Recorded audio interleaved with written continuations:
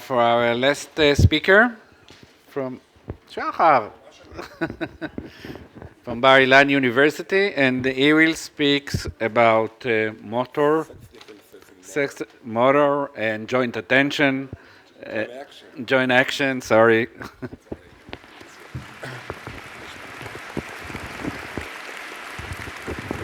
Okay. Hello, everyone. Good afternoon. My name is Sahar, and I'm from Bar-Ilan University in the Autism Lab, Bauminger Tzvieli's Autism Lab in Bar-Ilan University. Today I'm going to speak about sex differences in motor functioning of typically developing and autistic youth. Of course, I couldn't do this project without my colleagues, Dr. El Strugo and Dr. Enat Karin, and of course, with our advisor, Nirit Bauminger-Tzvieli. I must say this research or this talk is going to be like a small fraction of what we did of a larger project that we did in the university. We examined social interaction, motor functioning, individual motor functioning, and dyadic motor functioning, and language coordination between typically developing and autistic youth. So this is like a small fraction of the larger project. In general, just a second, sex differences is getting a lot of attention recently in literature, in research. We can see research that are looking at prevalence, diagnosis, and core symptoms. And it's getting a lot of attention. Motor impairment are also in high focus in literature and research. Specifically, we know that typically developing youth are much better than autistic youth in their motor impairment. Specifically, let's say they have poor lower and upper limb locomotion and gait coordination, and that's what we know so far from literature. When we examine joint action, and by the way, if you don't know what joint action is, it's the coordinated movement of two partners that are aiming to achieve a shared goal together.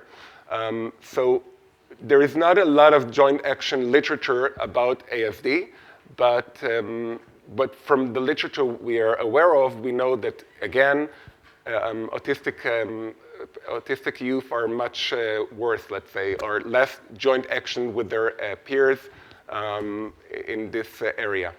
Although all of these areas receive a lot of attention recently in literature and research, the intersectional investigation of all the three, have never been done before, and this I will talk about today and present it in here. And we think it might be interesting to examine it. So, our study objectives were to examine group, ASD and typically developing, of course, and sex, male and female, or boys and girls, differences in both motor functioning, individual motor functioning, and dyadic motor functioning, which is joint action. The second objective was to examine the contribution of the group, sex, and motor functioning to joint action competence or performance in those children. We thought that it might be interesting for us to see whether we thought that this kind of research may encourage later the development of more gender or sex personalized intervention for autistic youth. Okay, so that's what we're trying to receive in here. Okay, study participants. We had 90 children between 6 and 16 years of age, 46 children and adolescents with ASD. Among them, we had 14 girls. We also had 44 typically developing, and we had 16 girls among them. And of course, groups were matched according to age and IQ. Okay. In order to evaluate the children's individual motor capabilities, we use the IMUS, the Individual Motor Observation Scale. We looked at their locomotion, object use, which was part of the gross motor, and of course we examined their fine motor. In the fine motor test, we were asking them to use scissors, okay, to cut some pages, and on the other test they were nailing nails, of course. On the object use, we asked them, they were requested to dribble a ball and to throw and catch a ball. On the locomotion test, they were jumping, skipping, and walking heel to toe. And this was the individual tools that we used. To evaluate their joint action observations, what we did is we paired all the participants into dyads, okay, that were from the same sex, okay, same IQ, and up to one standard deviation between one participant to the other, and age, of course, which something like 12 months between each participant. So they were paired into dyads, and it was very simple. We just requested them to walk together, okay, coordinated walk together from one side of the room to the other, and just coded it. And what we coded is their steps. We use microanalytic tools, okay, to evaluate their joint action, and actually we calculated the score was calculated by their own personal steps and their co-occurring steps with their peer partner. As you can see probably in the picture, I think it's very obvious. Okay, results. Well, unsurprisingly, of course, in locomotion, object use, and fine motor, and joint action, we find main group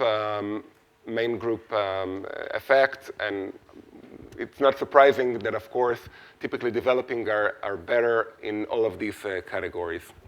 What we find, which I find interesting, was that we found only one sex main effect in locomotion, where girls, beyond study group, of course, okay, girls were better than boys, okay?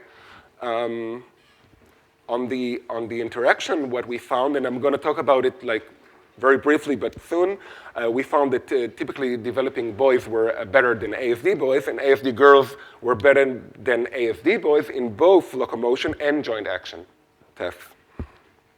I'm going to talk about it. So if we look at the means, like a close look at the means, you can see that, well, I don't think the typically developing boys are like typically developing girls because they're better, but slightly better, but we didn't find significant differences between typically developing boys and girls. But you can see that ASD boys are have less capabilities and more individual motor capabilities than ASD girls, and of course typically developing boys.